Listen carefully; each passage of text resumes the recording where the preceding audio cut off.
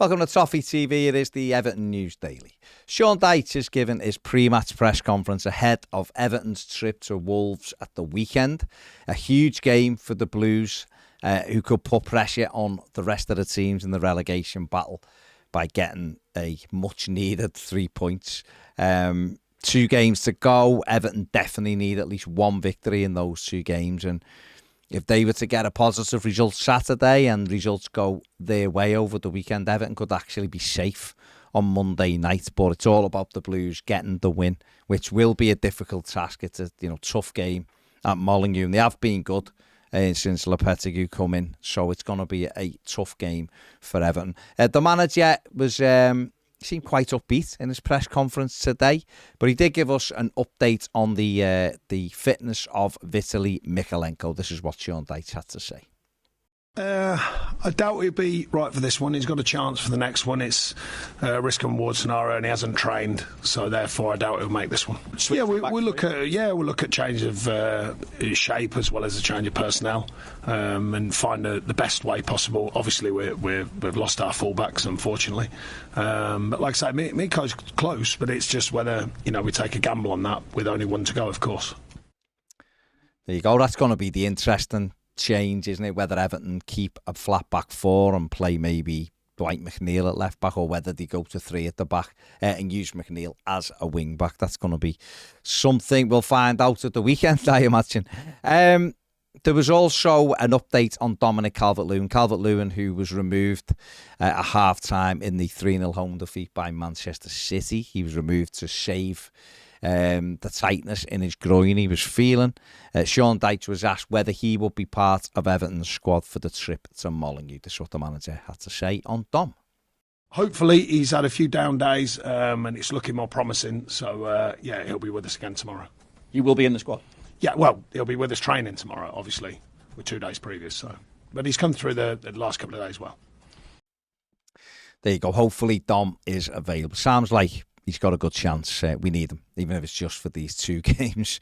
We massively need him, and hopefully he can score an important goal and get us the 3 points. Everton were beaten in the last game, obviously 3-0 by Manchester City at Goodison, but the crowd who stayed did clap the team off at full time. Sean Dyche was asked whether that positive reaction helped him and the team. That's what he had to say. Well, I think there's a sort of core respect about the fans here of a team that are giving everything to win a game, and when they don't, they let them know, which is fair enough.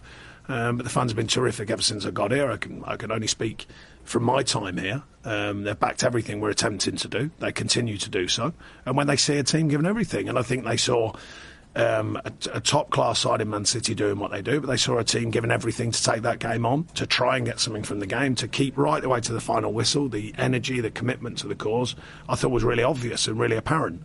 You don't get a win, but the performance is there for the fans to grip hold of. And I think we want to give them that. We want to give them wins, of course. We want to give them a team that can give everything. And I thought that was on show, just against the top-class opposition who have proved that all season.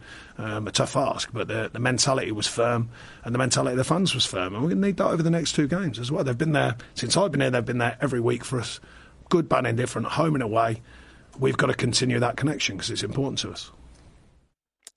There you go. Hopefully those fans who were at Molineux on Saturday can be cheering at the final whistle for a much different reason, for a big, big Everton victory. In the investment buyout stakes, there was a story last night that broke saying that sports capital firm 777 were close to completing a £600 million takeover from Farhad Moshiri, buying out Farhad Moshiri's investments, 94.1%. Shares that he owns of Everton Football Club. It was in the Daily Mail, so again, tread with caution with that one.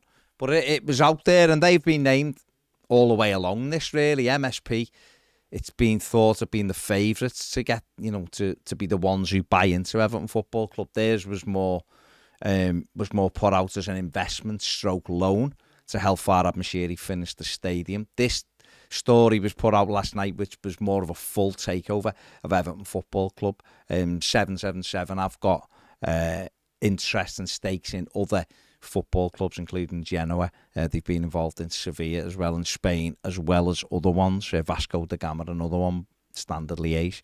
Don't know whether there's much truth in this as it's about to be signed off next week, which was one of the lines in it.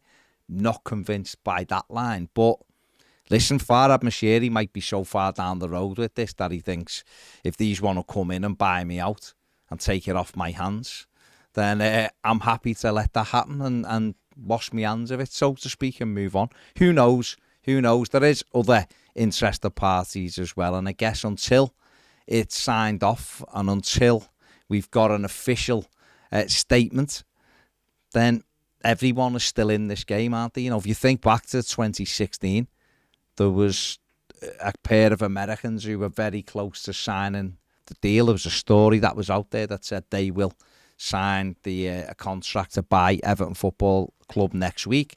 And then Farhad Moshiri was announced as the new owner a couple of days before that deal was supposed to be signed. So right up until the last minute, you never know which way it's going to go. But what is clear is that we are moving towards that day where there will be an announcement, there will be change at Everton Football Club. Whether it's 777, MSP or another, we'll have to wait a little bit longer, but that story is out there today.